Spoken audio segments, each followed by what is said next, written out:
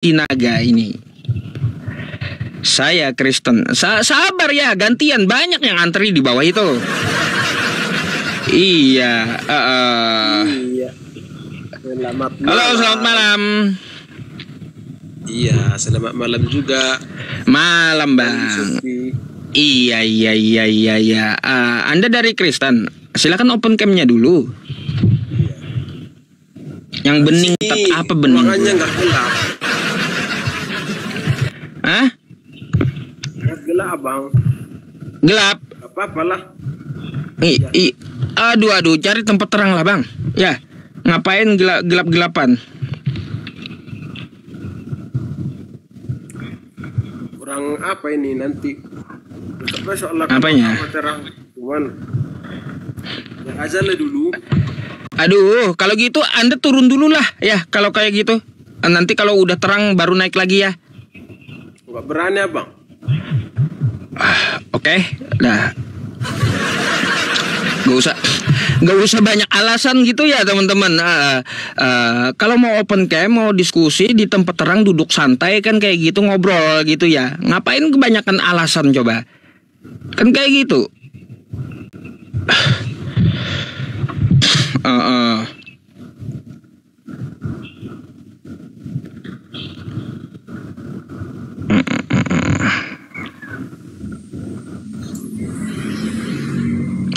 Selamat malam.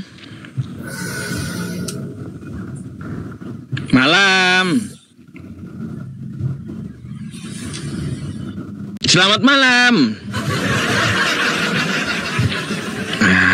Kacau abang ini. Selamat malam, Ustadz. Mana orangnya? Iya. Abang lama kali tadi ya. Saya pikir tadi jadi berhala abangnya. Ternyata lagi jualan. Iya, abang dari Kristen.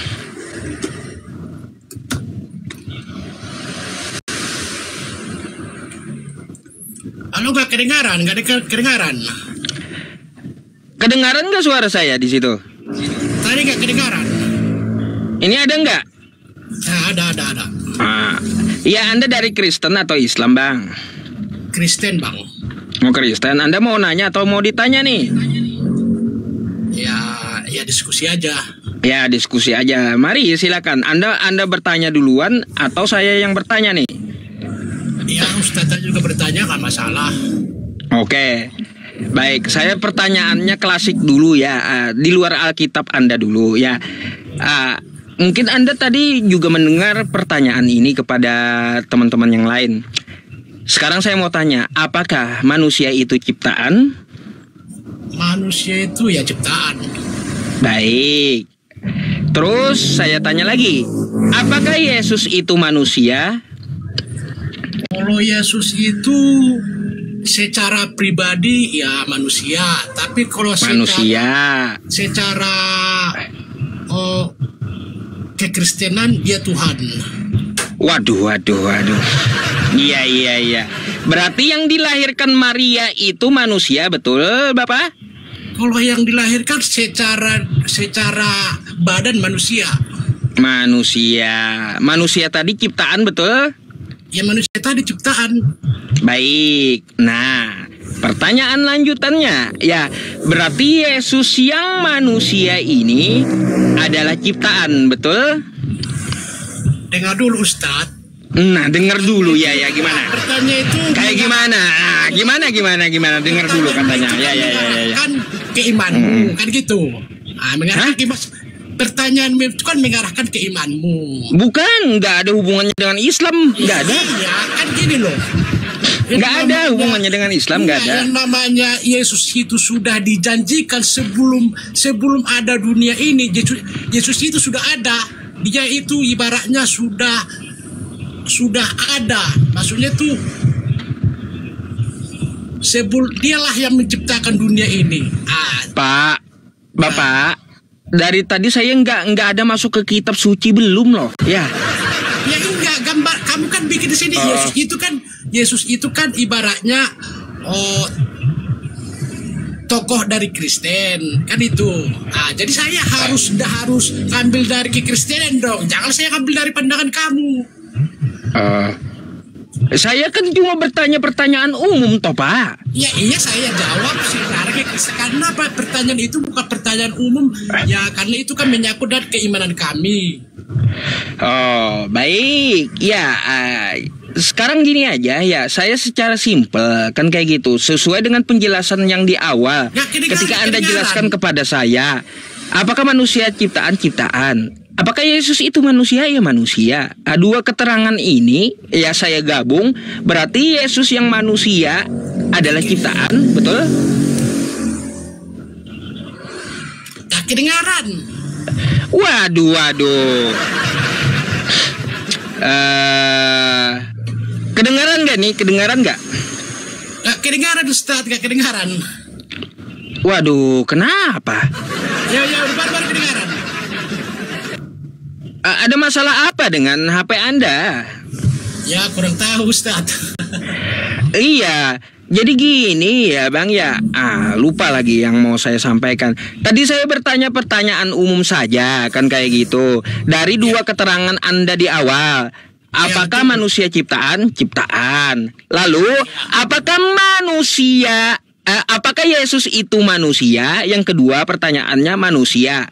Jadi manusia adalah ciptaan, Yesus adalah manusia. Dari dua keterangan ini, saya bertanya di poin 3 ya, di poin 3 ya. Berarti Yesus yang manusia ini adalah ciptaan, betul? Kedengaran. Waduh, rusak HP-nya berarti ya.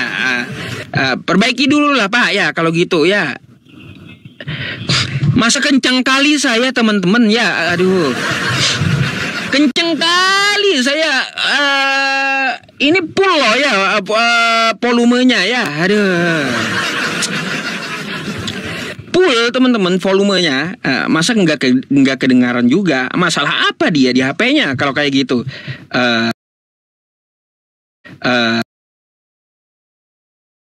Waalaikumsalam Ustadku. PK sebentar 3 menit 5 menit. 5 menit ya PK. Iya. Santai sejenak ya teman-teman ya. Iya, saya mau sejenak, merenggangkan Pak. badan dulu nih ya. Ngomong sama Bang Nandar ya. Banyak pasien yang sudah saya obati tadi Bang ya. Dan alhamdulillah malam ini ada 37.000 penonton ya. Masya Allah ya. Ada dalam Quran surat Al-Imran ya, Allah memberikan kerajaan kepada siapa yang dikehendakinya. Itu Quran surat Al-Imran ayat berapa sih? Tutil mulk. Bacain. Ya coba. Aku lupa ayatnya. Justru itu makanya yang Allah memberikan kerajaan kepada siapa yang dikehendakinya. Tutil mulku, aduh lupa. Tutil mulku. Lupa makanya. Qulillahumma malikal mulki tutil mulka man tasha wa tanzi'ul mulka mimman tasha wa tu'izzu man tasha wa tudhillu man tasha biyadikal khairu innaka ala kulli syai'in qadir.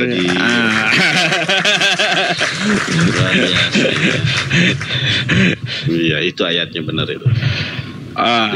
Jadi apa Allah, Bang Nandar di situ? Iya, jadi Allah memberikan kerajaan kepada siapa yang dikehendakinya. Betul. Ya, Allah meninggikan orang yang dikehendakinya dan Allah merendahkan orang yang Allah kehendaki. Jadi Ustadz Yusuf ini ya kalau kita lihat di antara debater Muslim yang lain, penontonnya paling banyak dan saya merasa bersyukur dan berterima kasih karena ada pembanding gitu kan. Gitu. Jadi tidak ada, kalau di dalam Islam itu tidak ada istilahnya kita menjadikan Ustadz Yusuf ini sebagai partner bukan sebagai rival. Masya Allah. Ya, betul tidak? Betul. Lanjutkan perjuangan. Saya hanya sebagai Saya hanya sebagai pelengkap aja. Nah, iya. Iya, kalau saya kan mendukung semuanya. Ya, tapi gini ya, Bang Nandar, saya bersyukur sih ya, bersyukur kepada Allah Subhanahu wa taala. Orang-orang yang memang hatinya itu tegak lurus gitu, nggak ada tujuan apa-apa ya, semenjak kita dari dulu gitu ya. Lihat. Masih eksis kan sampai sekarang. Bang Zuma, antum, Kodonditan, Uniripa, terus Bang Kores, terus saya tetap bersinar gitu di dunia apologetika gitu. Beda yang cariannya itu yang sedikit-dikit apa kayak gitu, beda niat. Nah, tenggelam sendiri gitu. Jadi kita itu nggak pernah teman-teman ya di dalam hati itu, oh ini penontonnya banyak, jadi iri, nggak pernah. Malah kita akan support gitu. Saya aja nih ya sama Bang Nandar. Semoga saja teman-teman juga mau ikut ya menyaksikan live streamingnya Bang Nandar kalau saya tidak streaming gitu. Jadi seperti itu. Pokoknya aku tuh kalau ada yang aku ngefans sama Bang Nandar, aku bilang sama aja. Jadi kalau misalnya nggak ada aku, nonton yang lain. Kita ini adalah satu tubuh. Kita bisa bersinergi gitu kan.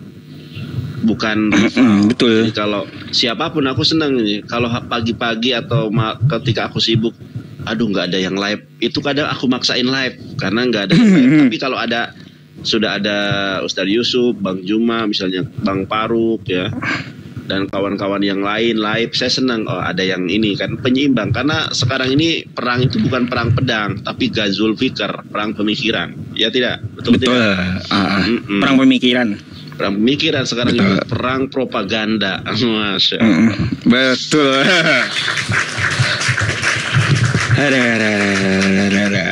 Saya pantengin live-nya Ustadz ya setiap hari ya, alhamdulillah. Bahasa apa ya? Tadi saya acak sih Bang, pertanyaan klasik sih yang saya tanyakan. Apakah manusia itu ciptaan? Ciptaan kata mereka. Apakah Yesus itu manusia? Manusia katanya. Habis itu saya tanya lagi, berarti Yesus yang manusia ini adalah ciptaan? Ada yang jawab jujur iya, ada yang kagak mau jujur bukan katanya. Nah, kalau bukan gimana? Yang jawab jujur ini bakal loncat ke pertanyaan 4. Yang jawab kagak jujur itu bakal puter-puter, stuck dia di situ. 6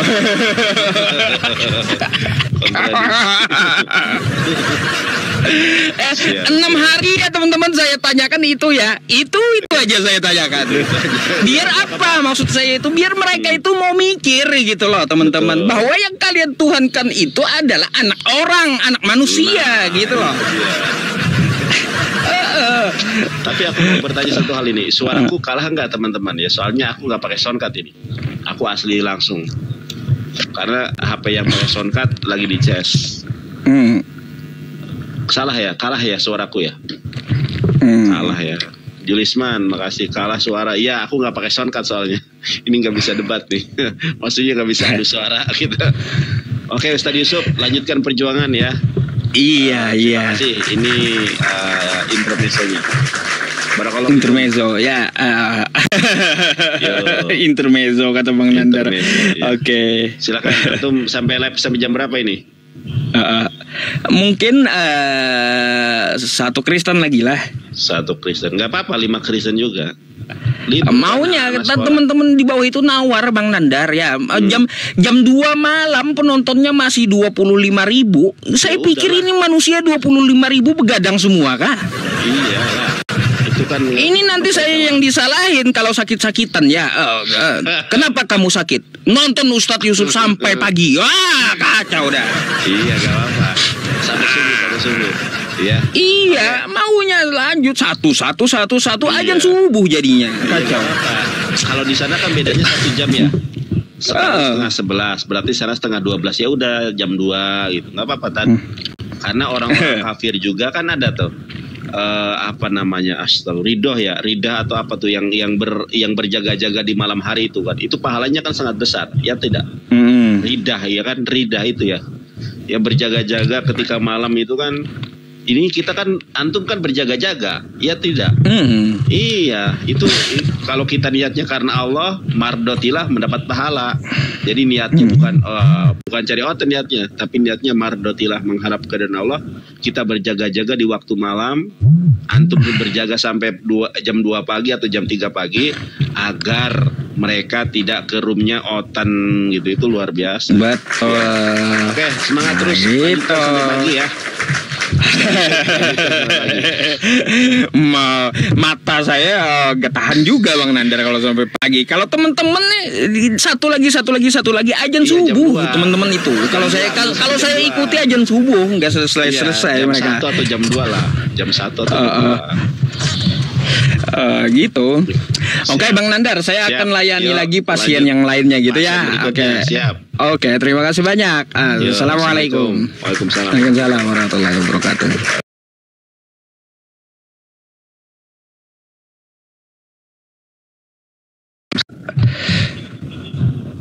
Sabar ya. Nah, ini kan ini kalaunya udah apa ya? Udah saya PK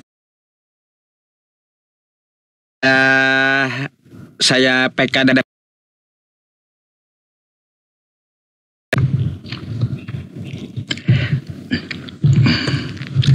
Halo, selamat malam. Iya, selamat malam. Oh, cewek lagi. Iya. Bu,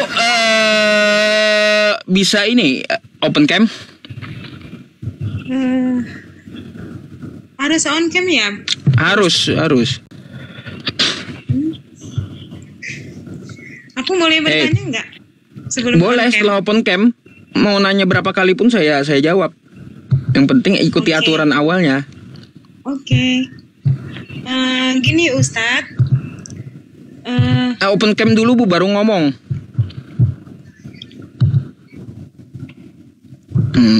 Kan disuruh open cam, ternyata bukan open cam tapi terjun bebas. Terjun bebas, diminta open cam malah terjun bebas dia. Ada kelakuan ya teman-teman, kelakuan kayak gitulah ya. Ada. Mana nih yang Kristen mana? Holland nih. Yang di YouTube sabar ya, saya ngasih kunci birunya satu-satu ini ya.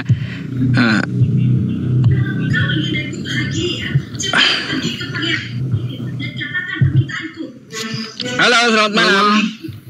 Iya, Abang Islam Kristen Bang. Kristen Bang. Open cam dulu lah Bang.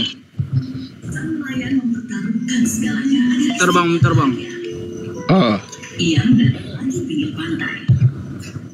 Wahai pangeran ikan mas, aku mau buat satu permintaan. Iya. YouTube saya Pusat Debat Agama teman-temannya. Pusat Debat Agama. Kalau teman-teman mau lihat channelnya nih ya, saya punya 2 YouTube ya, 2 YouTube. Nih ya teman-teman, tuh ya Pusat Debat Agama, tuh ya, tuh nih ini ada berapa orang nih? 334, kasihan kali. 343. Di TikTok 22.000 orangnya. Nanti kalau berkunjung ke YouTube jangan lupa mampir ke YouTube saya ya. Oke Bang, mana Bang? Open cam. Aduh, Bang Holland nggak bisa open cam.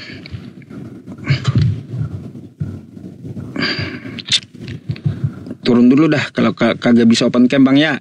Sorry banget gitu ya. Saya hanya menegakkan aturan Bang ya. Karena diskusinya harus open cam gitu. Oke? Sekarang kita naikin lagi Kristen yang lain ya. Pikris Siregar.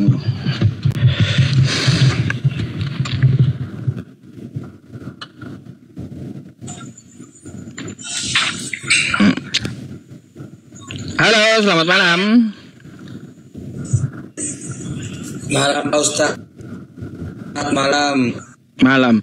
Bang, agak putus-putus ya tempat abang. Jaringannya kayaknya kurang bagus deh. Ngelak. Benar, Ustaz. Iya. Patah-patah gitu. Sampai siap, subuh. Enak kali sampai subuh katanya.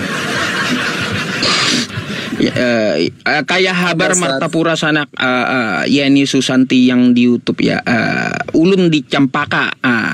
Ulun di Campaka. Ya bang, gimana bang? Anda Kristen? Kristen Pak Ustadz, Kristen. Ya, Anda mau bertanya atau mau ditanya nih? Ya sebenarnya Pak Ustadz bukannya ditanya ataupun mau ditanya gitu. Tapi ditanya pun boleh Pak Ustadz. Terus ada yang mau disampaikan? Tadi Bapak bilang kan masalah manusia itu Tuhan kan gitu. Nah itu perlu saya penjelasan Pak Ustadz dulu Pak Ustadz. Gini, saya hanya bertanya, apakah manusia itu ciptaan? Manusia itu ciptaan. Apakah Yesus itu manusia? Manusia. Baik. Kalau Yesus itu manusia, pertanyaan yang ketiga kan, berarti Yesus yang manusia ini adalah ciptaan? Iya Pak Ustadz.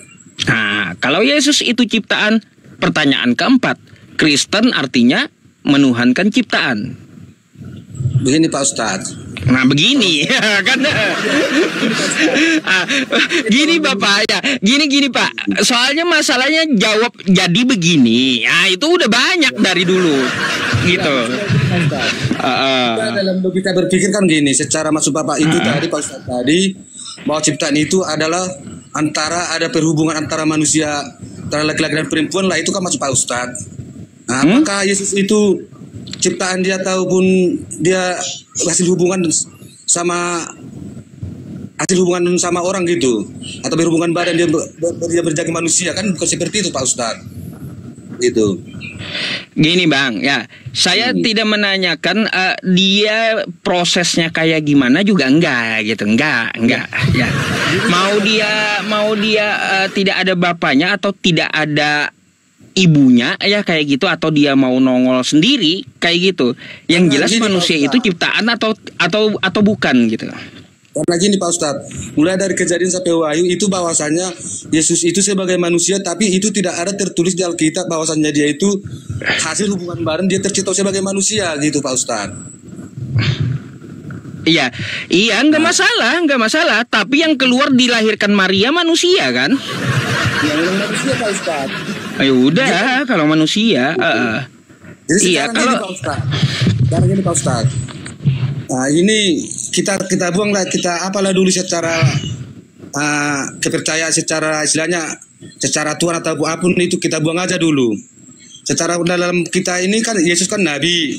Oke lah kalau kita sebagai anggap kita nabi, Muhammad pun nabi. Halo? Gitu. Halo Pak Ustadz. Iya, lalu. Jadi kalau semasa hidup antara Yesus Kristus secara hidup Nabi Muhammad, kalau kita lihat secara kepribadiannya itu, perbuatannya sewaktu hidup ataupun yang dua nabi ini, yang mana yang lebih banyak, yang lebih baik Pak Ustadz? Kalau di Islam dilarang membanding Bang. La nufarriqu baina ahadim mir rusulih.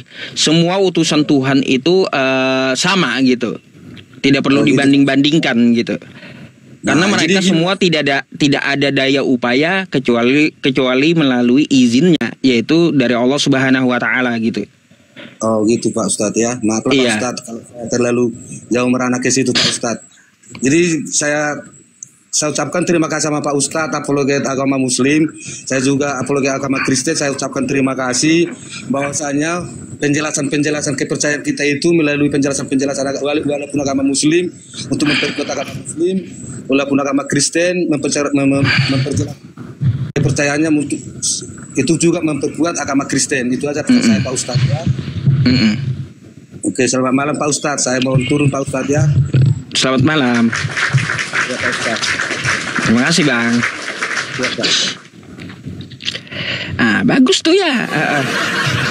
bagus cara penyampaian beliau ya, kayak gitu ya, kita hormati orang yang naik secara hormat kan gitu ya, gitu. Yang bening tat mah bening dulu. Apa dicari bening. Gelas tuh bening ya, ambil di dapur tuh, melayang kau gelas ntar. Aduh. Halo, selamat malam. Iya, selamat malam. Ya bang, silakan open cam-nya dulu bang.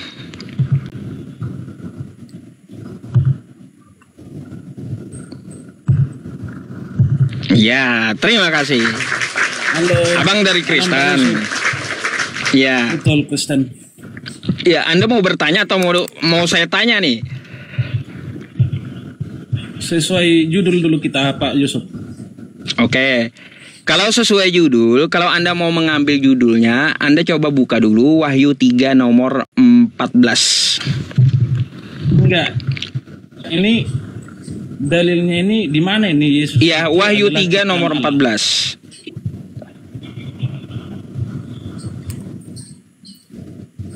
Coba Anda buka. Nggak pegang Alkitab pula nih, Pak Yusuf. Lalu ketika Anda mau nanya ke saya suruh buka, aduh, pakai apa? Aduh, kagak siap diskusi. Baik, ya udah nih, saya yang tunjukin. Gak apa-apa. Anda bacain, Bang. Dan tuliskanlah kepada malaikat jemaat di Laodikia. Inilah firman dan amin. Saksi yang setia. Inilah firman dari amin. Ya. Saksi yang setia dan benar, permulaan dari ciptaannya. Baik. Sekarang saya mau tanya, siapa Amin? Amin itu kalau di Kristen bisa dikatakan Yesus. Iya. Inilah firman dari Yesus, saksi setia yang benar ya. Permulaan dari ciptaan Allah. Yesus itu ciptaan. Gini Pak Yusuf. Itu dalilnya Yesus itu ciptaan. Amin ini Yesus. Betul, dia itu adalah ciptaan Allah, permulaan ciptaan Allah. Sepakat gitu.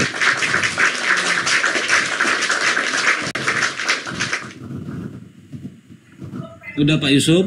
Iya. Kalau di Kristen Pak Yusuf, kalau Yesus itu adalah anak Allah yang kekal.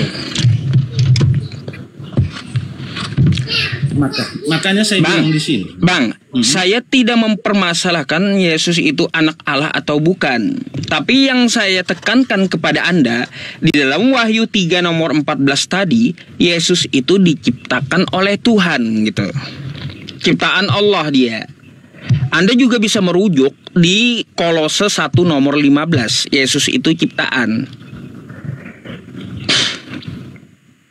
Mana Kolosenya? Nih, kalau Kolose kayak gini ya. Kolose 1:15.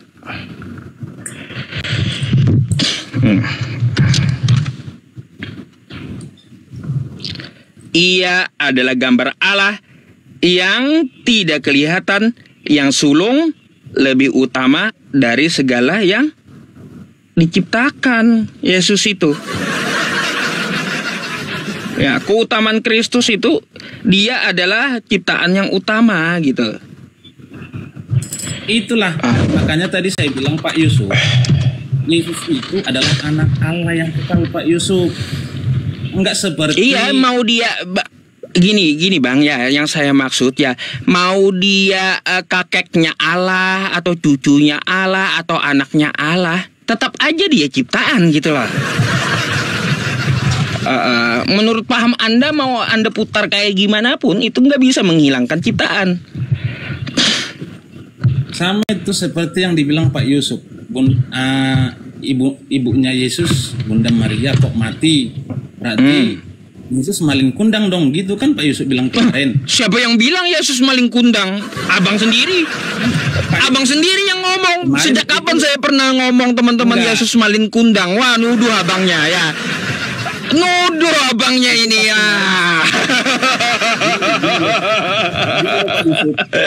Aduh, sejak kapan saya pernah bilang Yesus maling kundang? Dasar juga. Itulah Pak Yusuf. Itu ada videonya lo kemarin. Ya iya, tunjukin aja. Sejak kapan saya pernah saya sebut Yesus maling kundang? Yang saya sebut itu kalau Yesus mencabut nyawa ibunya, berarti Yesus anak durhaka, gitu. Kan gitu. Bukan maling kundang. Tahu nggak Pak Yusuf itu apanya gitu? Sebelum sesudah Yesus naik ke surga, baru Bunda Maria itu meninggal. Itu pun meninggalnya meninggal alami loh Pak Yusuf. Ya iya, yang cabut nyawa ibunya siapa? Kan gitu. Bukan yang mencabut, dia itu meninggal alami. Tahu nggak alami Pak Yusuf? Maksudnya itu apa? Rohnya kagak kecabut gitu? Makanya Pak Yusuf tapi paham Alkitab. Iya, di dalam Alkitab kan roh itu dicabut toh. Coba Anda baca Perjanjian Lama, roh itu dicabut. Iya, nggak ada yang mencabutnya, dia itu meninggal alami. Makanya saya bilang tahu nggak alami Pak Yusuf.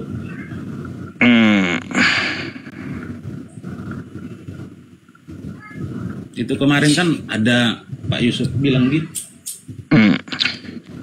Gini loh Pak Yusuf, sesuai dengan judul ini, Yesus itu adalah ciptaan Allah. Ini kan kalau di Kristenan ini nggak dibenarkan, ya.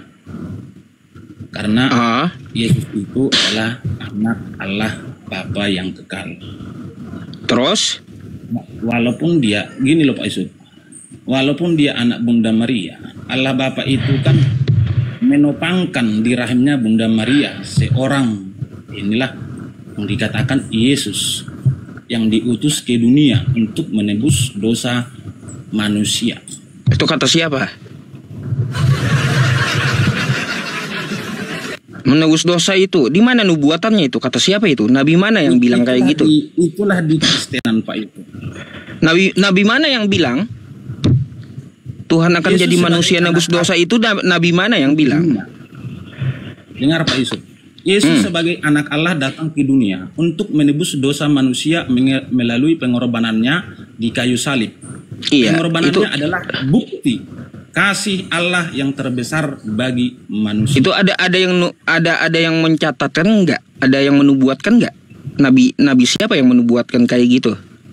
Kalau nggak ada dicatatkan Pak Yusuf nggak selancar ini loh Pak Yusuf cara. Lah makanya kalaunya ada catatannya, kalau ada nubuatannya, coba itu kan tolong kasih saya datanya gitu, di mana? Itu kan udah tertera loh Pak Yusuf di Kejadian 1 ayat 1. Allah menciptakan langit dan bumi kan gitu. Waduh. Bukan itu Pak. Pak Yusuf baca dulu. Aduh. Yang saya tanyakan kepada Anda, tadi Anda lancar ya menjelaskan masalah penebusan dosa. Tuhan menjelma jadi manusia, datang ke bumi untuk menebus dosa manusia. Lancar itu.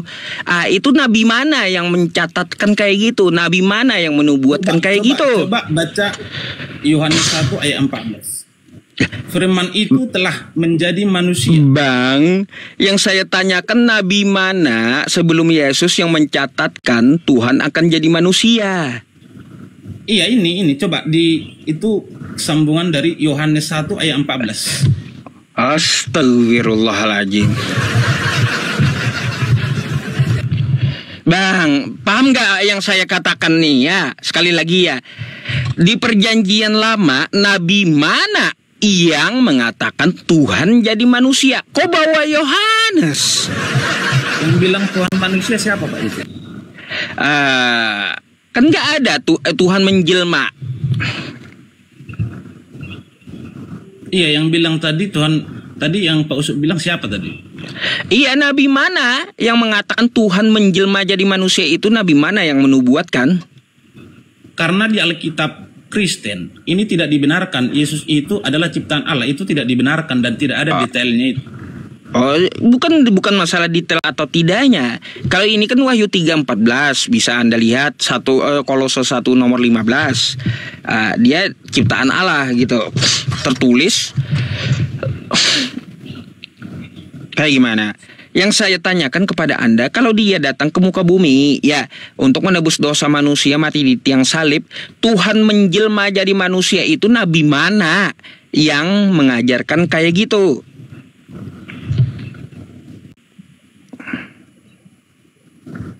Maksudnya nggak ngerti aku Pak Yusuf. Nabi mana? Waduh. Makanya Bang, abang ngerti nubuatan nggak? Nubuatan apa nubuat? Ah ini loh Pak Yusuf. Yohanes, coba baca Pak Yusuf dulu. Kalau Yohanes itu perjanjian baru, firman itu telah menjadi daging, kan kayak gitu. Iya, saya tahu itu perjanjian baru. Yang saya tanyakan ya, sebelum di masa Yesus, nabi mana yang mengatakan Tuhan akan turun menjelma jadi manusia?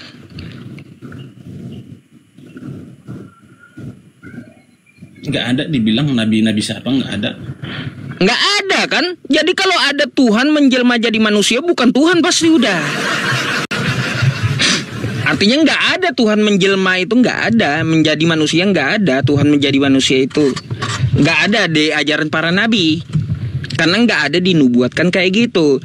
Kalau di zaman para nabi, Bang ya, Anda bisa lihat di kitab para nabi. Di Hezkiel 18 nomor 20 itu ya. Di Hezkiel 18 nomor 20, seorang anak tidak menanggung dosa bapaknya. Dan seorang bapak tidak menanggung dosa anaknya. Dosa tanggung sendiri-sendiri, kagak ada ditebus. Gimana sih? Lagi pula Bang, lagi pula di perjanjian lama itu ya, di kitab Yahudi itu tidak pernah ada menebus dosa memakai darah manusia, nggak ada. Dulu orang tebus dosa pakai kulit binatang, pakai bakaran kurban binatang, terus pakai tai sapi, terus pakai bara. Itu korban penghapus dosa di zaman dulu. Nggak ada dinubuatkan akan turun. Nggak ada dinubuatkan akan apa? Akan turun Tuhan menjelma jadi manusia untuk tebus dosa. Nggak ada. Iya, turun sendiri ya. Aduh.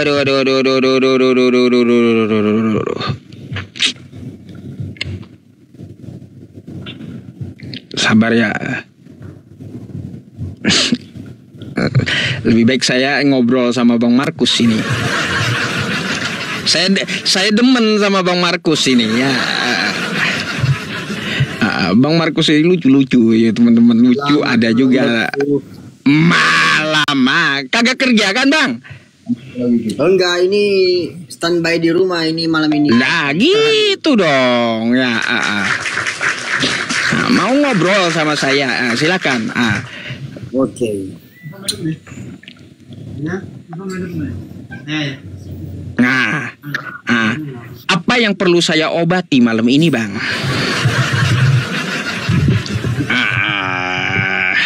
Kemarin katanya Tuhan nggak ada, sekarang udah percaya Tuhan tuh ada, Bang Markus. Iya betul. Ini ngobrol tentang masalah-masalah pencipta tadi itu Pak Ustadz. Oh iya. Gimana?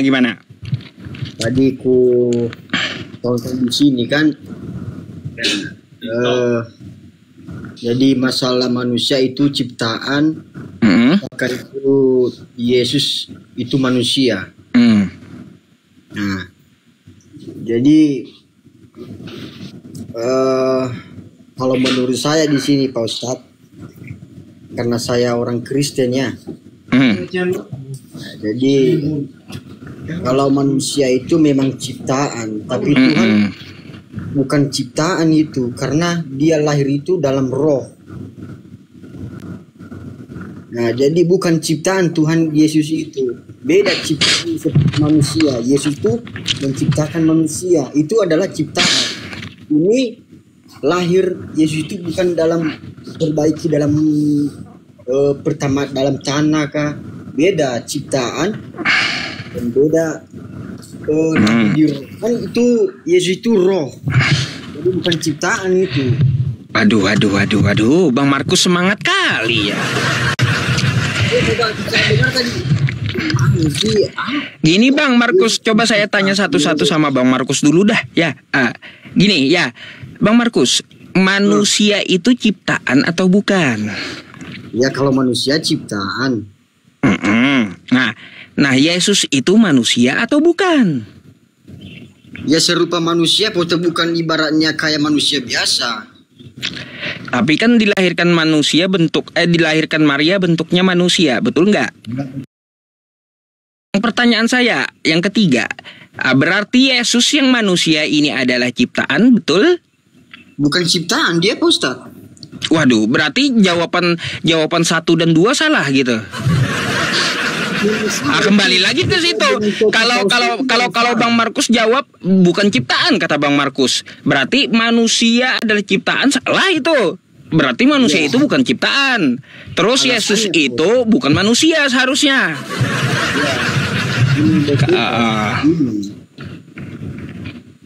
Kenapa saya bilang bukan ciptaan Yesus itu? Bahwa Yesus itu bukan terbuat dari tanah, ya, bukan terbuat dari tanah. Yesus itu lahir di rahim Maria serupa dengan roh. Beda sama manusia, diciptakan oleh Yesus dari tanah asal usulnya. Itu adalah memang ciptaan, tapi Tuhan ya bukan ciptaan tuh. Baik, kalau seperti itu Bang Markus ya, pandangannya ya. Saya mau tanya, Melkisedek itu kayak gimana dia? Itu tanpa ayah, tanpa ibu dia. Lebih hebat dari Yesus itu. Melkisedek itu tanpa ayah, tanpa ibu dia. Ya kan kita tadi bertanya dengan ciptaan, memang bukan ciptaan juga itu Pak Ustaz. Berarti Melkisedek bukan ciptaan juga? Milsel itu lahir di mana maksudnya? Saya nggak mengerti. Bang, gini Bang, ya gini, Bang Markus, Melkisedek itu adalah cerita sebelum zaman Yesus ya. Sebelum zaman Yesus sudah ada juga orang yang lahir tanpa bapak, oke? Bahkan di sini dia juga tanpa ibu, tiba-tiba nongol gitu. Lebih hebat daripada Yesus itu. Lebih hebat daripada Yesus Melkisedek itu Bang. Macam mana? Kalau Yesus masih di dalam rahim perempuan diproses. Kalau Melkisedek tiba-tiba nongol dia. Bang Markus lupa ngerokok kena Bang. Kalau pelanggaran nanti turun dulu, saya naikin lagi ya.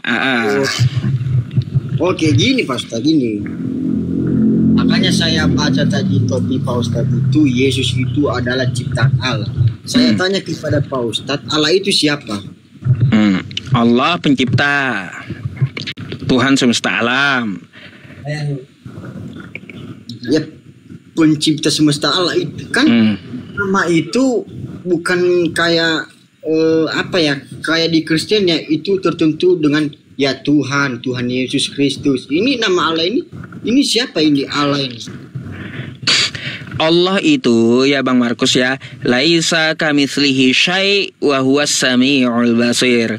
Dia berbeda dengan segala sesuatu. Terus kalau kita rincikan mukhallafatul lil hawadits, dia itu berbeda dengan makhluknya. Nah, jadi kalau siapa Allah itu ya, kita melihat ke Al-Qur'an. Quran surah Al-Ikhlas tuh ya. Qul huwallahu ahad. Katakanlah Allah itu esa. Allahus somad. Allah tempat bergantung seluruh makhluk. bukan yang digantung oleh makhluk. Ah, tuh. Ah, lam yalid wa lam yulad. Dia tidak beranak dan tidak pula diperanakan. Walam yakul lahu kufuwan ahad. Tidak ada yang setara dengan dirinya. Atau jadi kalau jadi Bang Markus tadi di Al-Quran saya, Allah tempat bergantung seluruh makhluk, bukan yang digantung oleh makhluk. Jadi kalau ada yang digantung ya Tuhannya, itu bukan Tuhan gitu. Gitu. Iya betul Pak Ustadz. Iya betul, iya waras. Waras ya. Kan saya ini Pak Ustadz, saya tidak membahas tentang agama Pak Ustadz. Ini tentang agama saya. Jadi hanya saya bertanya tentang mengetahui bahwa itu Allah itu siapa. Kalau di agama Pak Ustadz bilang itu ya, makhluk hidup istilahnya kan, serupa dengan makhluk hidup istilahnya lah. Istilahnya Tuhan. Dia tidak serupa dengan makhluk gitu. Nah, oke. Jadi pertanyaannya nih Pak Ustadz, dia bukan makhluk. Ya oke Pak Ustadz. Ini masalahnya sekarang, siapakah yang menyebutkan nama Allah itu, dan bagaimana caranya dia dinamakan seperti itu Allah, sedangkan dia nggak kelihatan juga orangnya. Iya, bagaimana kita atas namakan dia itu sebagai Allah, sedangkan tubuhnya nggak ada, mustahil dong. Baik, Bang. Abang sebelum bertemu saya, pasti abang nggak tahu juga kan nama saya, betul nggak? Nah, lalu saya kasih tahu kan nama saya Yusuf, betul? Betul. Begitu pula Allah, dia kasih tahu dalam Quran. Gitu. Apa yang dia katakan, Bang Markus? Diberikan namanya. Jadi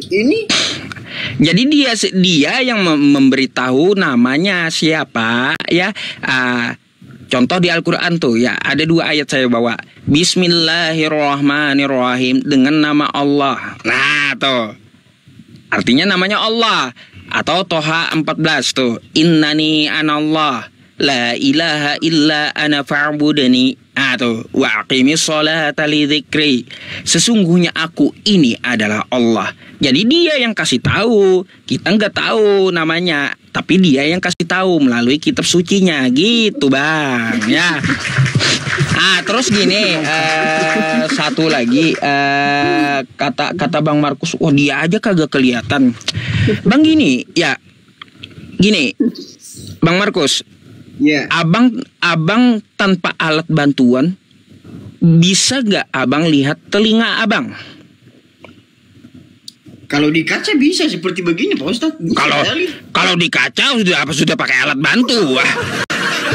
Bukan pakai alat itu kan tinggal jangan pakai alat bantu ya. Jangan pakai alat bantu. Anda bisa nggak melihat telinga Anda? Kalau secara tidak ada alat-alat apapun ya nggak bisa memang Pak Ustadz. Itu Bang, mata Anda yang kagak mampu lihat Tuhan. Ya, mata Anda terbatas. Lihat telinga di samping dia saja mata kagak bisa. Ya iya, mata ini kagak bisa lihat telinga kita, padahal dia di samping gitu ya. Artinya apa? Nih mata kita nih terbatas gitu. Mau kita lihat Tuhan? Waduh. Nggak mampu. Artinya apa? Secara logika aja mata kita yang mempunyai keterbatasan, Bang Markus. Bukan berarti Tuhan itu nggak ada, tapi kita tidak bisa melihat. La tudrikuhul absar. Dia tidak dapat dilihat dengan mata. Quran surah Al-An'am ayat 103. Tuh, la tudrikuhul absar. Karena mata kita yang terbatas. Kita mau lihat telinga aja nggak bisa. Gimana sih? Apalagi mau lihat Tuhan. Nah gini Bang Markus, jadi kalau mata kita terbatas tidak bisa melihat Tuhan kan. Kalau ada Tuhannya nongol bisa dilihat berarti bukan Tuhan, udah gitu. Kalaunya Tuhannya nongol bisa dilihat berarti bukan Tuhan. Karena apa? Secara logika aja kita melihat telinga nggak bisa, apalagi lihat Tuhan. Di zaman dulu ya Bang Markus, di zaman Abraham ya, kalau ada manusia melihat Tuhan tuh ya, maka manusianya akan mati gitu. Nggak tahan dia lihat Tuhan gitu. Ya, di zaman Musa ya, di zaman Musa, Keluaran 33 nomor 20, manusia yang lihat Tuhan maka manusianya akan mati. Tiba-tiba Bang Markus ya, di zaman Yesus ya, di zaman Yesus Tuhannya langsung nongol di hadapan manusia. Bukan manusianya yang mati Bang Markus, tapi Tuhannya yang KO. Tuhannya yang mati gitu. Kok kebalik gitu loh Bang Markus. Dulu manusia yang mati. Kalau lihat dulu Abraham ya, di zaman Abraham lihat Tuhan manusianya mati. Di zaman Musa lihat Tuhan manusianya mati. Di zaman Yesus Tuhannya nongol, manusianya kagak mati, malah Tuhannya yang mati gitu. Apa coba? Aduh. Yang Pak Ustadz bahas itu zaman-zaman dulu, masa-masa Romawi itu pas peperangan perhukuman Yesus itu penebus dosa. Nah, jadi dia mati di sana, bukan istilahnya mati ya, bukan secara manusia, mati langsung kan, dia masih bangkit. Jadi itulah Tuhan itu ya maha kuasa kan, maha kudus, bisa bangkit kembali. Jadi yang tadi saya tanya ini bagaimana ini? Ini saya heran loh, di topi Pak Ustadz ini Yesus itu adalah ciptaan. Ya perlu saya tanya juga, yang diciptakan Yesus itu Allah. Jadi Allah itu siapa? Gimana Bang? Kalau Yesus adalah ciptaan itu ada dalilnya Bang. Ada 2 di Bible Anda, di kitab Anda. Ya memang ada dalilnya Pak Ustadz, tapi yang saya katakan ini kan ini Yesus itu adalah ciptaan Allah. Ya istilahnya kalau kita pahami di sini ya, Allah itu diciptakan, Allah menciptakan Yesus, itu sebaliknya. Allah menciptakan Yesus, iya. Jadi yang saya tanya, Allah itu siapa? Jadi Allah itu adalah sumber segala sumber ya, zat, ismul zat yang maha terpuji lagi maha tinggi dan maha suci. Jadi Bang Markus ya, kagak perlu kita pikirkan zatnya itu seperti apa, karena dia bukan makhluk gitu. Bukan makhluk. Apa yang kita pikirkan ini adalah makhluk. Makhluk gitu. Jadi kerangka otak kita ini terbatas di tempurung kepala kita. Kita tidak tahu isi laut apa, kan kayak gitu.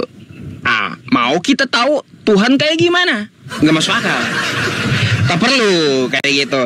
Maka dari itu kan ada kaidahnya kayak gini ya Bang Markus, di Islam itu tafakkaru fi khalqillah. Pikirkanlah apa yang diciptakan Allah. Wala tafakkaru fi dzatillah. Jangan kamu pikirkan zatnya, karena otakmu kecil gitu. Gitu. Lalu bagaimana dengan cara memikirkan ciptaannya? Contoh aja ya. Coba kalau kita berpikir ya Bang Markus ya. Ini saya bawa sedikit ke ayat Quran ya. Ke ayat Quran. Contoh nih ya, afala yanzuruna ilal ibili kaifa khuliqat. Nah tuh, apakah mereka tidak memperhatikan bagaimana unta itu diciptakan? Nah, coba perhatikan unta itu betul-betul. Kenapa dia diciptakan? Coba pikirkan unta itu. Kenapa dia bisa tampung air? Kenapa bisa berjalan di pasir? Terus kulitnya untuk apa? Terus bisa dibawa untuk apa? Coba pikirkan itu dulu. Ya, kata Allah, kalaunya Anda kagak mau mikirin unta, wa ilas samaa'i kaifa rufi'at. Bagaimana coba? Lihat langit. Bagaimana cara ditinggikan itu langit? Coba Anda pikirkan, apakah perbuatan manusia? bisa meninggikan langit? Nggak mungkin manusia yang bisa meninggikan langit, kan gitu. Artinya bukan manusia gitu, bukan makhluk yang memiliki langit dan bumi ini. Atau wa ilal jibali kaifa nusibat. Lihat gunung tuh. Gimana gunung itu jadi tegak kayak gitu dia? Kok bisa-bisanya kayak gitu? Kayak gimana cara susunnya gitu? Kok bisa ya gunung jadi tegak kayak gitu? Wa ilal ardi kaifa sutihat, dan bagaimana bumi dihamparkan. Jadi kalau kita ya Bang Markus merujuk ke Al-Quran itu membuat kita nih akal dipakai gitu. Perlu kita pakai otak kita yang nggak mungkin yang meninggikan langit ini, manusia nggak mungkin gitu. Nggak mungkin manusia pakai teknologi apa manusia meninggikan langit, kan nggak ada. Artinya itu Tuhan itu ada, berarti dia pemiliknya dan bukan makhluk, bukan manusia. Itu dulu kuncinya gitu. Ini Pak, jadi itu kan tadi penjelasan Pak Ustadz, tapi ada yang masih bingung. Jadi kita matang-matang malam ini biar nggak bertanya lagi selanjutnya begini. Iya. Digoreng aja Bang, digoreng aja sampai gosong, nggak apa-apa saya temani ya. Digoreng aja Bang Markus ya sampai gosong kita, ayo. Jadi gini Pak Ustadz, kalau Allah itu dia yang menciptakan Yesus, menurut saya di sini Allah itu bukan ciptaan Yesus, karena Yesus itu yang sesuai tadi saya bilang itu roh dari Bapa. Ibaratnya kayak kita ciptaan Allah ataupun Yesus, Tuhan Yesus kan kita punya Bapa, kita dinamakan Yesus, tidak ada makhluk hidupnya. Terus bagaimana dia juga menciptakan kita ini, sedangkan kembali lagi, sedangkan dia tidak nampak bagaimana sih? Cara mustahil dong itu. Kalau di Kristen tuh Tuhan Yesus kami itu ya makhluk hidup serupa dengan manusia. Makanya bisa dia ciptakan, kasih akal budi, pikiran, ya lengkap lah.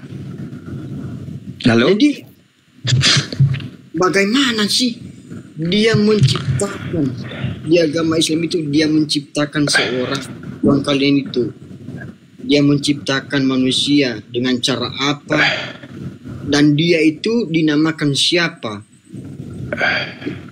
Nggak ada kok orangnya. Nggak ada kok orangnya. Iya. Bang Markus ini penasaran, dia pengen lihat Allah dari dulu teman-teman.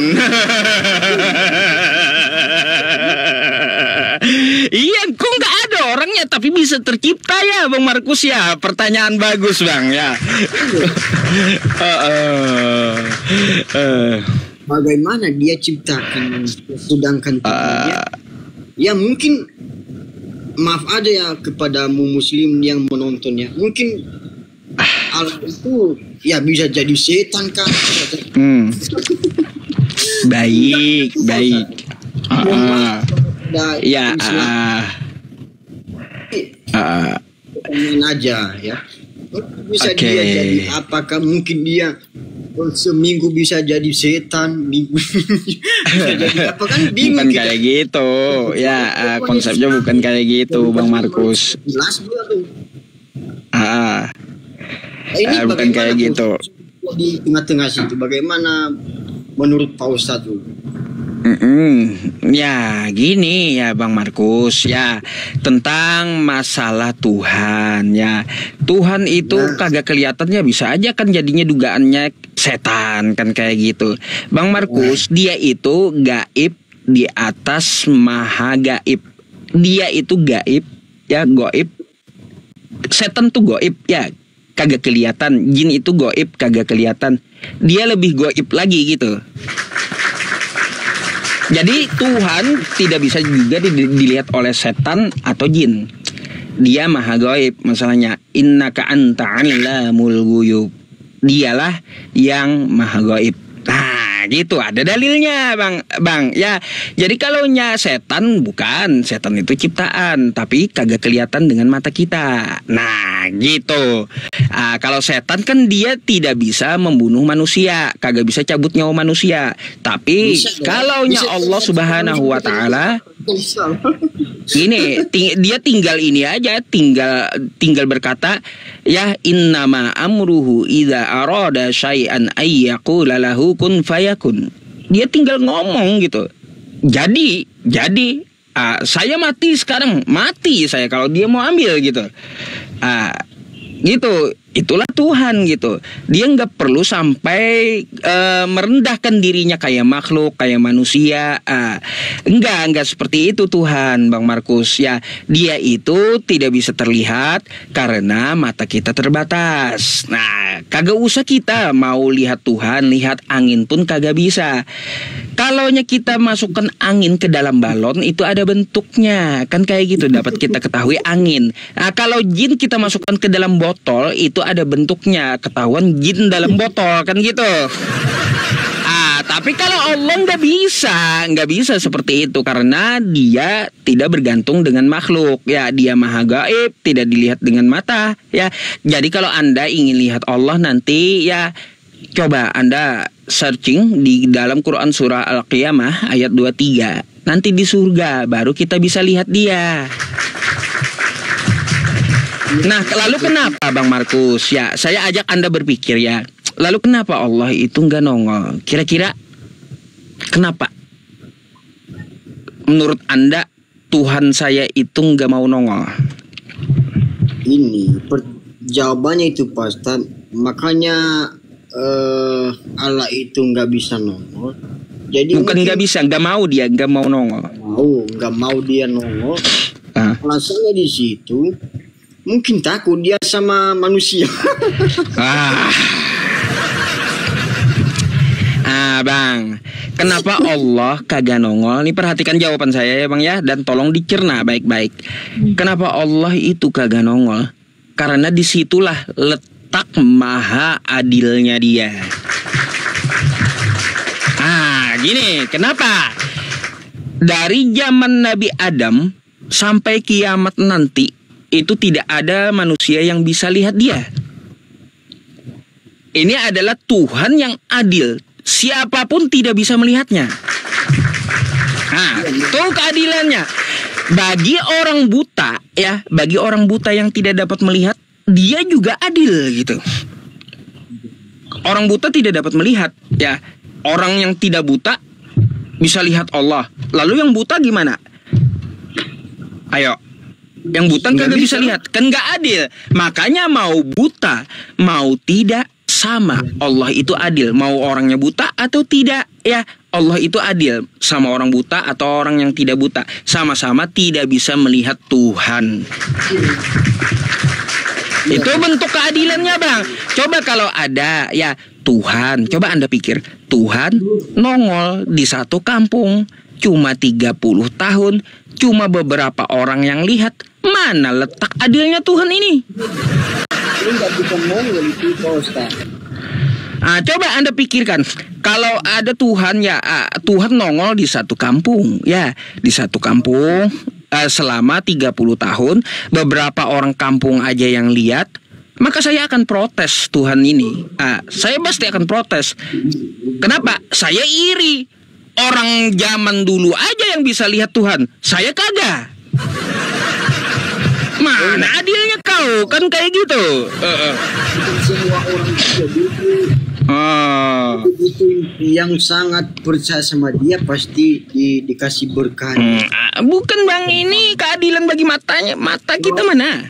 Kita juga orangnya bukan masalah keimanan, tapi keadilan bagi mata kita. Kalau kita nggak percaya sama dia, mana bisa juga dia ada juga batasnya itu Pak Ustaz. Soalnya Yesus itu maha adil. Ya. Di mana? Di mana adilnya Bang Markus? Orang abad pertama bisa lihat Yesus. Anda bisa nggak lihat dengan mata? Kalau mati nggak bisa. Kan nggak adil udah.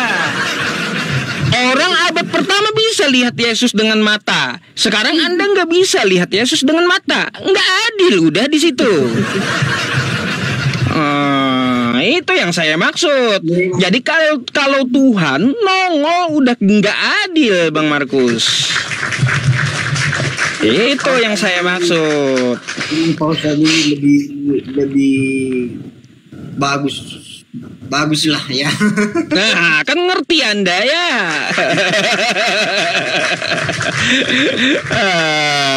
Itu. Ini Pak Ustadz ini. Kalau di agama Kristen kami Tuhan Yesus itu pas dia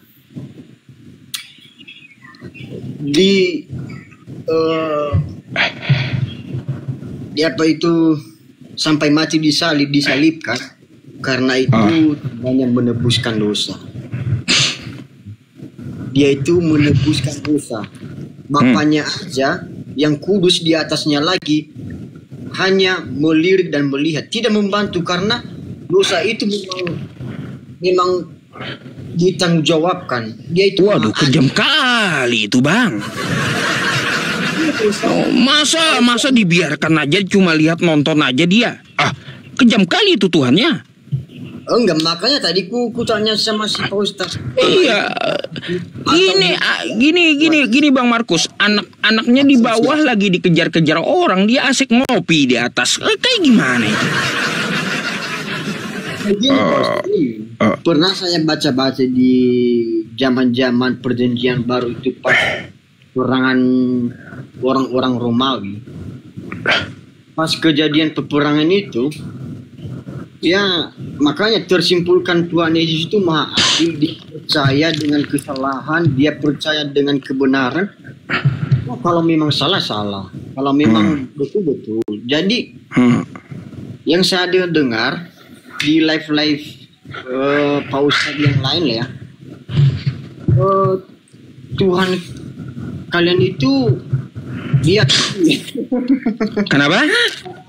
Pada saat peperangan Romawi dia sembunyi di manakah atau bagaimana? Ini jangan kita bahas itu. Ini pertanyaan yang lucu. Ini kan agama Pak Ustadz Islam. Jadi contohnya nih, saya menyembah Allah. Jadi belum tentu kita yang kita sembah itu ya, karena nggak ada makhluknya loh. Penasarannya di situ ya, karena nggak ada makhluknya katanya. Iya. Terus itu adalah Tuhan kita. Jadi ini setan dia kan lupa Ustaz. Kan setan juga enggak kelihatan kan, angin juga lewat. Iya betul Pak Ustaz. Kayak kan sesuai Pak Ustaz tadi bilang, Tuhan kami itu enggak terlihat ya, enggak terlihat dilihat orang-orang ciptaannya. Sama dengan setan lah. Setan bisa dideteksi Bang. Setan bisa dideteksi. Ya, kalau kita melihat biasa aja nggak terlalu ya, cuma nempel aja di tubuh kita. Ada. Terus ada masuk yang ada apa-apa di tubuh kita, penyakit mungkin tandanya itu ada setan kayak begitu. Kan mana tahu kita itu. Aduh, kacau Bang Markus ini. Pertanyaannya maunya itu teman-teman ya, Tuhan itu kelihatan nongol gitu. Maunya nongol gitu loh. Kalau Kristen Pak Ustadz ya nampak dong. Dia pas turun di bumi ya nampak makhluk hidupnya. Jadi jadi gini Bang, ini yang kita pertanyakan sekarang. Jadi yang topi tadi Pak Ustadz itu juga kayak itu kalau menurut saya ya bukan ciptaan. Iya. Jadi Bang Markus ya, kalau setan kan dapat kita ketahui ciri-cirinya dari sifatnya, terus kelakuan dia, bagaimana dia membisikkan ke hawa nafsu manusia. Di situ setan dapat kita pikirkan kayak gitu, dapat kita ketahui. Nah, kalaunya Allah Subhanahu wa Ta'ala ya, itu ke otak kita kagak mampu karena otak kita kecil gitu ya.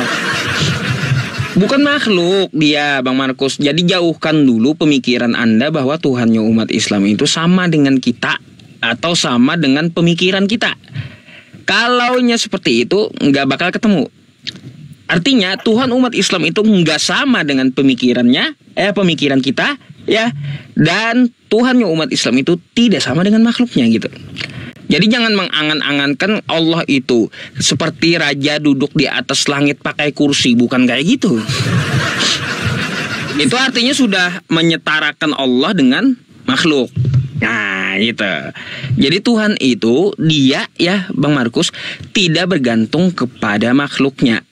Dia yang menciptakan bentuk, dia yang menciptakan ruang dan waktu. Jadi dia bukan seperti itu. Nah, jadi gini Bang Markus, kalaunya masalah iblis, setan, iblis kan dapat kita ketahui ya, bagaimana dia memerintahkan setan kan kayak gitu untuk menghasut manusia. Akhirnya Bang Markus mencuri. Tuh. Terdeteksi itu setan gitu dari hawa nafsu yang dibisikkan oleh setan. Tapi kalau Allah Subhanahu wa Ta'ala bukan seperti itu. Ya, bukan gitu. Ya.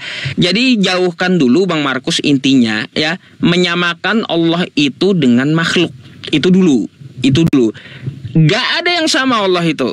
Baik yang kita lihat, yang kita dengar, atau yang kita pikirkan. Gak ada yang sama. Gak ada. Apapun yang Anda pikirkan gak sama dia. Oke Pak Ustadz, oke, mengerti saya. Jadi gini Pak Ustadz, oke, saya sudah paham tentang penjelasan Pak Ustadz kan. Jadi Tuhan ataupun Allah itu bisa naik ke surga kah?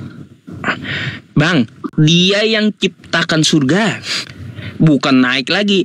Dia pemilik surga dan dia yang menciptakan surga.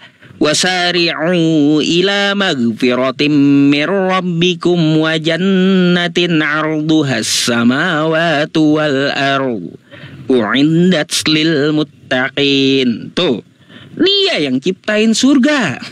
Ya mungkin lah ini Bapak. Kan dia yang menciptakan surga itu, mungkin di situlah muncul makhluk hidupnya. Dia memberikan, contohnya kan kalau ada orang-orang mati kan, kalau pada saat orang itu percaya sama Allah, pasti dia masuk surga lah. Disitulah dia kasih tahu kepada yang sudah percaya sama dia, diberi yang terbaik. Ini itu Bang, nanti konteksnya di hari perhitungan. Ada hari-harinya di Islam itu, yaumul hisab, yaumul qiyamah nanti.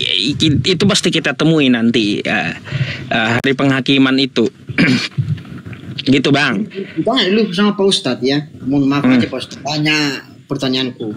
Jadi ini yakin Pak Ustadz bahwa semenjak Allah itu dia ke surga, kan dia yang ciptakan surga. Apakah di surga itu dia muncul secara bagaimanakah, secara makhluk hidup atau bagaimana? Gini Bang Markus ya. Kalau untuk masalah surga hanya sedikit gambaran di dalam Quran, dan Allah dapat dilihat oleh penduduk surga. Quran surah Al-Qiyamah ayat 23. Di situ orang beriman akan melihat Tuhannya. Tuh ya. Tapi apakah tempatnya di surga? Bukan. Surga itu tempat orang-orang beriman kepada Allah gitu. Di situ tempatnya. Orang-orang yang beriman kepada Tuhan semesta alam. Surga itu ciptaan, tapi di dalam surga itu kita dapat melihat ya Tuhan semesta alam gitu secara langsung. Gitu Bang. Ini Pak Ustadz, saya sudah tahu dengan kalimat bagaimana Tuhan itu yang iya judul ya. Allah itu mungkin pada saat dia masuk surga ataupun naik ke surga, orang-orang yang beriman itu pasti tahu kedatangan pas dia ke surga. Itu kan Ustaz ya? Karena dia janjikan ya, dia punya hutang kepada orang beriman. Apa hutangnya? Dia akan menampakkan dirinya kepada orang beriman gitu. Selama kita di dunia kita tidak pernah lihat dia, perjalanan panjang, sudah di hari kiamat kagak lihat dia juga, akhirnya dia akan tampakkan zatnya yang maha suci lagi maha tinggi ya, ketika kita berada di surga gitu. Jadi gini Pak, nama Tuhan dalam agama Islam itu apa aslinya? Allah, memang Allah. Innani anallah, bismillah. Ya ini sudah, makanya tadi yang kutanya tadi itu Pak Ustadz, Allah itu siapa? Iya, namanya Allah gitu. Itu nama. Ya dari mana sih dinamakan namanya itu, sulit loh Pak Ustadz. Gini Bang Markus, dia yang kasih tahu. Prosesnya kayak gimana? Dia berfirman lalu disampaikan kepada malaikat pengantar wahyu. Malaikat pengantar wahyu ini menyampaikan kepada nabi ya yang manusia di bumi. Kayak gitu. Nabi yang di bumi ini yang memberikan lafaznya, mulutnya dipakai. Kayak gitu. Jadi seperti itu. Jadi gitu. Oke, Allah itu dinamakan seorang Tuhan Islam ya. Nah, jadi Allah itu dia diciptakan juga kah? Bukan diciptakan, dia pencipta. Kalau dia pencipta bukan diciptakan, Bang. Dari mana muncul Allah itu? Dia berdiri sendiri. Dia yang awal, dia yang akhir. Huwal awwalu, huwal akhiru. Dia enggak mencipta. Dia tidak diciptakan, tapi dia menciptakan gitu. Karena ada dia, maka kita ada. Gitu. Pusing. Pusing abangnya. Ya. Pusing abangnya katanya. Karena ada dia, maka kita ada. Gitu Bang Markus. Iya, dalam jalurnya itu Pak Ustadz, yang di agama Kristen itu, yang saya di agama kami ya, Tuhan Yesus lahir di Maria karena roh. Roh itu adalah Tuhan Yesus yang masuk di rahim Maria. Oh baik. Kalau rohnya ada di tempat lain kayak gimana Bang? Itu rohnya itu ibaratnya bisa juga kita rasakan Pak Ustadz, rohnya itu. Kayak gimana? Ya dalam kepikiran kita sehat, dalam lepas kita dari penyakit, bisa kita muncul. Pasti kita rasakan di situ Pak Ustadz, ada. Gak bisa roh dirasakan Bang. Memangnya ente tahu di mana letak roh abang, di mana? Tunjuk, di otak kah? Di paru-paru kah? Atau di jantung kah? Ya di mana saja. Di mana coba tunjuk? Ayo. Dalam hati kita. Yakin di hati? Di pikiran kita. Kalau yakin di pikiran? Iya, contohnya. Enggak, orang gila masih hidup. Ya pasti semenjak kita luas pemikirannya membaik, ya pasti ada bantuan dari Roh Kudus dari atas. Jadi roh itu Bang, kita yakini ada, tapi kita kagak tahu tempatnya di mana.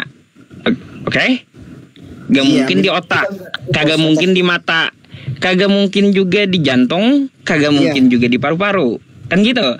Kagak mungkin di pikiran karena orang gila masih hidup gitu ya.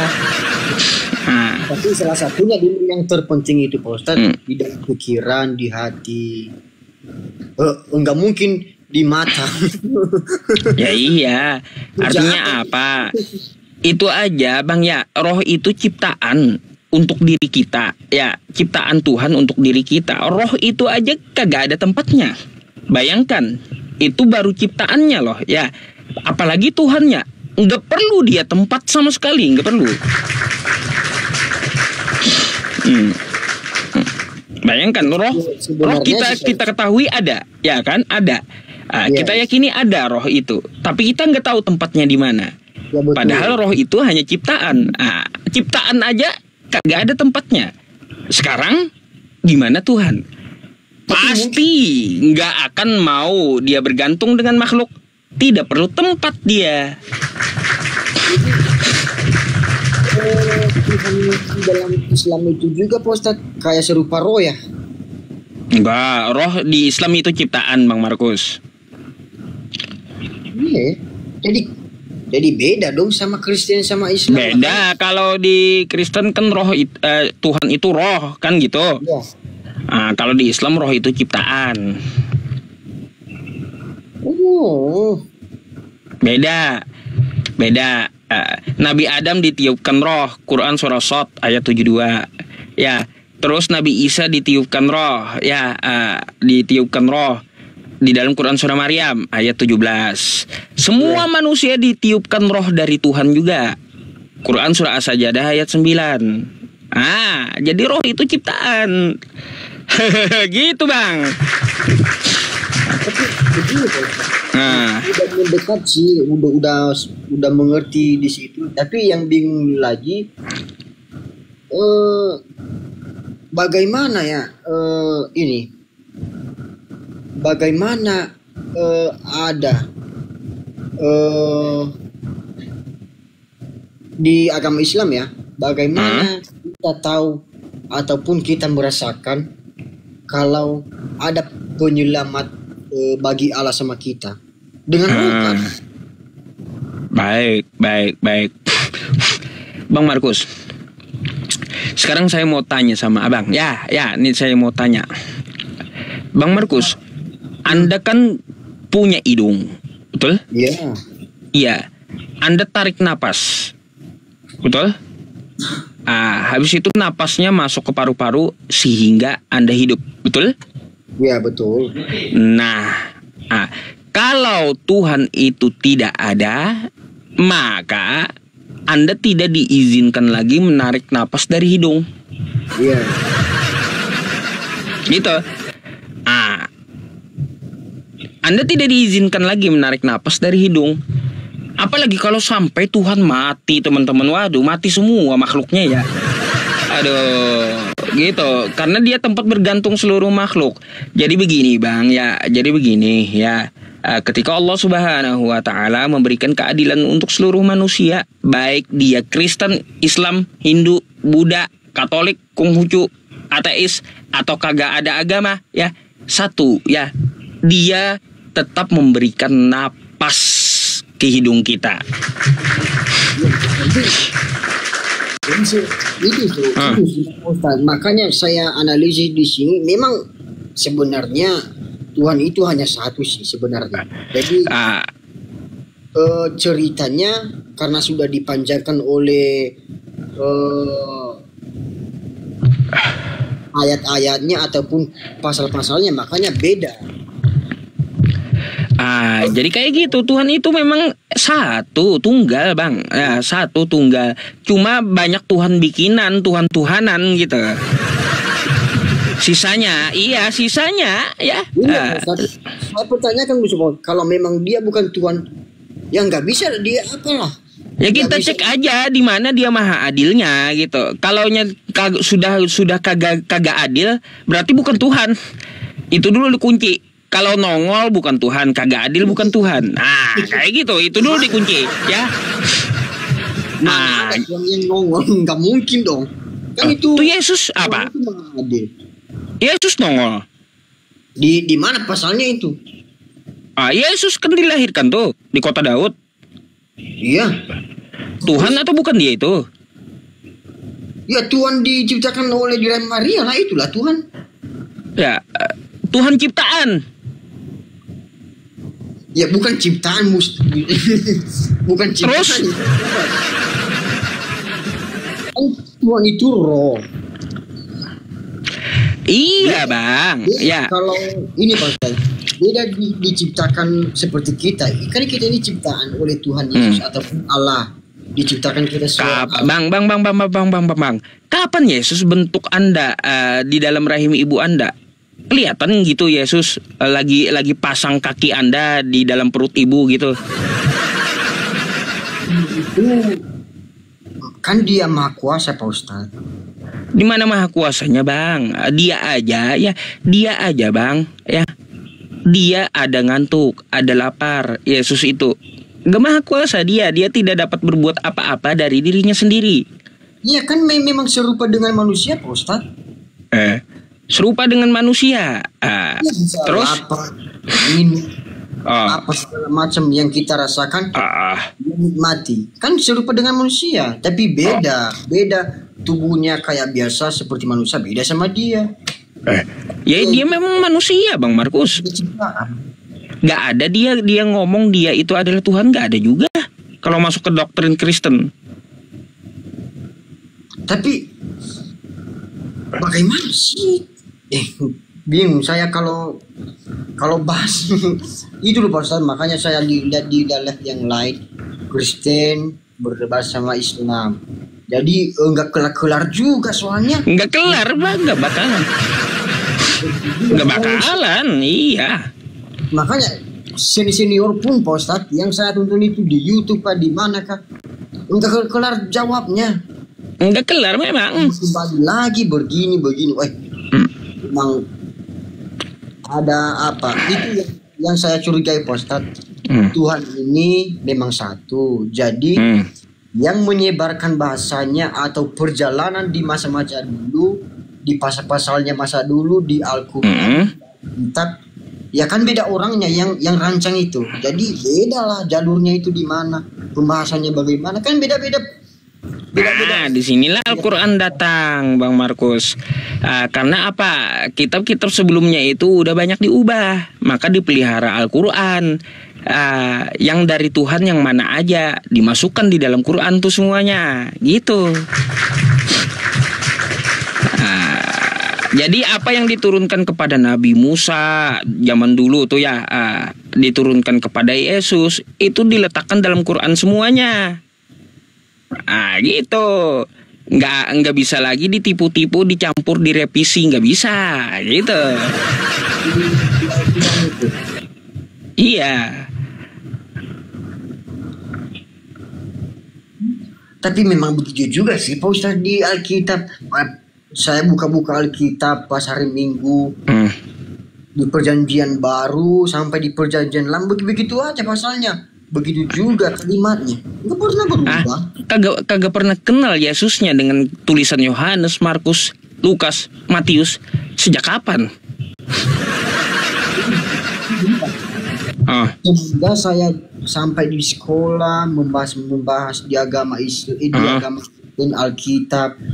Kan ada perjanjian baru, perjanjian lama di Alkitab kami itu. Jadi sampai sekarang juga nggak berubah Pak Ustaz. Nah, banyak Bang. Kalau mau perubahannya, saya bisa tunjukkan ribuan perubahan kitab Anda. Gimana itu Pak? Pakai laptop. Bisa saya tunjukkan. Bahkan Bang ya, yang teksnya kagak ada, tiba-tiba terjemahannya ada. Bisa juga itu. Bayangkan teksnya kagak ada, tiba-tiba di terjemahan ada. Siapa tukang tambahi? Yang ditambah-tambah kayak ginilah yang dikatakan Al-Quran, fawailul lilladzina yaktubuna al-kitaba biaidihim thumma yaquluna hadza min indillah liyashtaru bihi thamanan qalila. Celakalah orang yang menulis kitab dengan tangan mereka sendiri, lalu dikatakannya ini dari Allah untuk mengambil thamanan qalila, keuntungan yang sedikit gitu. Makanya lalu ajaran para nabi itu diletakkan Allah di mana? Apa yang diturunkan kepada Musa kepada Abraham, kepada Yesus atau Isa, semuanya kata Allah Dia simpan baik-baik di Al-Quran. Gitu.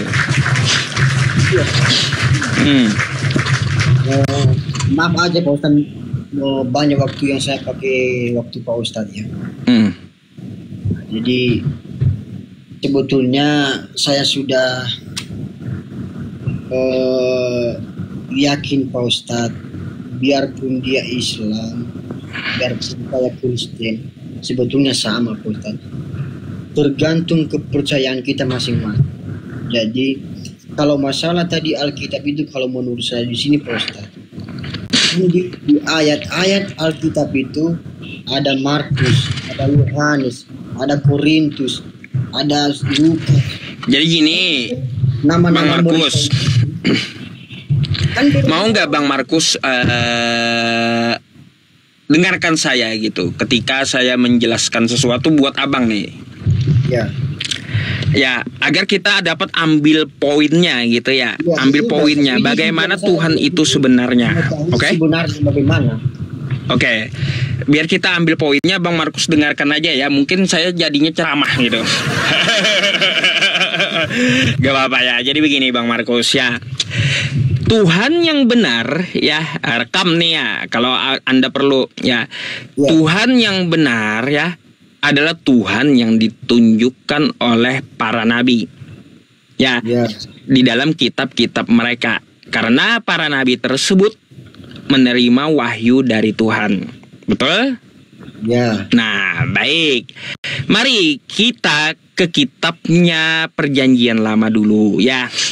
Di dalam Keluaran 33 nomor 20. Di situ lagi firman-Nya, engkau tidak akan tahan memandang wajahku, karena yang memandang wajahku tidak akan dapat hidup. Artinya Tuhan kagak kelihatan. Itu di zaman Nabi Musa. Lalu di zaman Yesus, ya, Yesus berkata, ya, seperti apa katanya? Di Yohanes 5 nomor 37. Bapa yang mengutus aku, Dia yang bersaksi tentang aku. Kamu tidak akan dapat melihat rupanya, suaranya pun tidak dapat kau dengar. Tuhan kagak kelihatan, kata Yesus. Oke? Di zaman Nabi Musa Tuhan kagak kelihatan, di zaman Yesus kagak kelihatan. Di zaman Nabi Muhammad, Quran surah Al-An'am ayat 103, la tudrikuhul absar. Dia tidak dapat dilihat dengan mata. Kalau kita tarik kesimpulan ya, dari 3 kitab ini, sifat Tuhan itu satu, tidak dapat dilihat dengan mata dulu. Gitu. Nah, tuh ya. Nah, ketemu kan benang merahnya? Nah, tidak dapat dilihat dengan mata. Jadi kalau ada Tuhan yang nongol atau Tuhan menjelma, bukan Tuhan udah itu ya. Nah gitu. Itu tidak dapat dilihat dengan mata dulu. Itu satu sifat Tuhan ya. Mari sekarang kita kembali lagi ya. Apa yang diajarkan oleh para nabi tentang masalah cara menyembah Tuhan yang benar. Cirinya kayak gimana cara menyembah Tuhan yang benar itu? Nah, mari kita melihat ya ke zaman Abraham dulu ya. Paling tua tuh ya, bapaknya para nabi.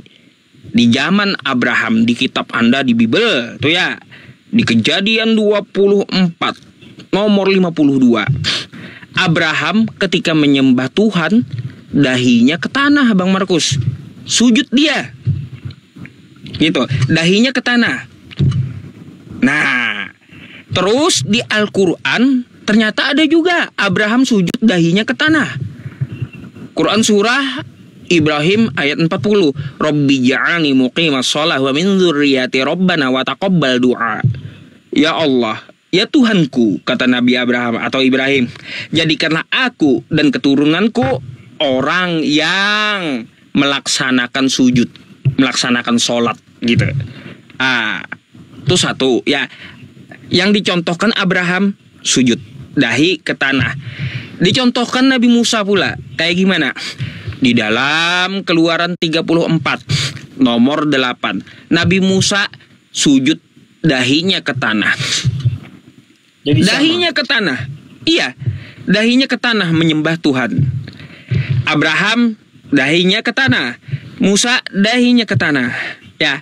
Nah, Nabi Musa pun diabadikan sujud kepada Tuhan di dalam Quran surah Toha ayat 14. Innani anallah la ilaha illa ana fa'budeni wa aqimis sholata li dzikri. Sesungguhnya aku ini adalah Allah, tidak ada Tuhan selain aku, maka sembahlah aku. Dan dirikan sujud, dirikan sholat, sujud Nabi Musa untuk mengingat Tuhannya. Di Bible ada, di Quran saya ada. Jadi cirinya adalah apa? Sujud. Lanjut ke zaman Daud. Daud cara menyembah Tuhannya. Di 1 Tawarik 29 nomor 20. Di situ Daud dengan jemaatnya dahinya ke tanah. Sujud. Atau para nabi contohin cara menyembah Tuhan yang benar. Habis itu ke zaman Ezra. Ezra di Nehemia 8 nomor 6, Ezra menyembah Tuhannya dahinya ke tanah. Sujud. Di zaman Yesus, Yesus berdoa kepada Bapa, meminta kepada Bapa dalam Matius 26 nomor 39, dahinya ke tanah. Dia sujud lalu berdoa. Tuh Yesus, dahinya ke tanah. Di zaman Islam, Nabi Muhammad turun perintahnya wa aqimus shalah wa atuz zakah warka'u ma'ar raki'in. Dan dirikanlah sholat serta tunaikanlah zakat dan rukuklah beserta orang-orang yang ruku. Umat Islam dahinya ke tanah, sujud menyembah Tuhannya seperti para nabi. Jadi Bang Markus, dari semua agama ya, satu yang dicontohkan para nabi cara menyembah Tuhannya yaitu dengan cara sujud ke tanah. Itu adalah agama yang benar gitu. Nah, tuh dari contoh para nabi, sejak zaman dulu para nabi sujud ya. Agama mana yang tata cara ibadahnya sekarang dahinya